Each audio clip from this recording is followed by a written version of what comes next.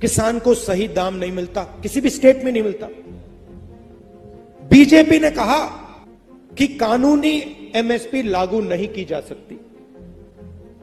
बिल्कुल की जा सकती है।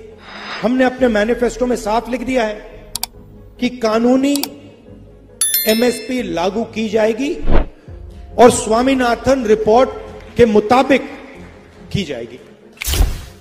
सबसे पहले, अगर हिंदुस्तान के सबसे अमीर लोगों का कर्जा माफ हो सकता है, पैसा आपका है, जितनी जीएसटी आप देते हो उतनी जीएसटी अदानी देते हैं। आपने ये शर्ट खरीदी, 1000 रुपए के लिए आपने खरीदी, 18% आप दोगे, वही अदानी देगा। उसने 1000 रुपए की शर्ट खरीदी, उतनी ही जीएसटी देगा। हिंदुस्तान की सरकार का पैसा कहां से आता है? जीएसटी से आता है। सबसे ज्यादा कौन देता है? किसान देता है, मजदूर देता है, छोटा दुकानदार देता है, बेरोजगार युवा देता है। तो अगर 16 लाख करोड़ रुपए उनका कर्जा माफ हो सकता है तो आपका भी कर्जा माफ होगा। फसल बीमा योजना जो बनाया है उससे आपको नुकसान होता है।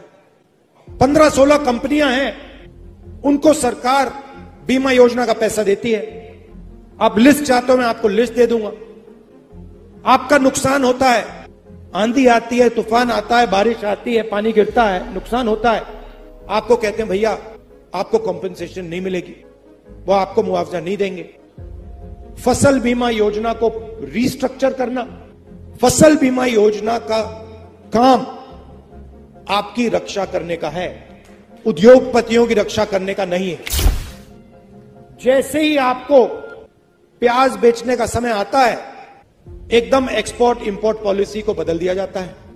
एक्सपोर्ट इंपोर्ट पॉलिसी की ट्यूनिंग आपको मारने के लिए की जाती है।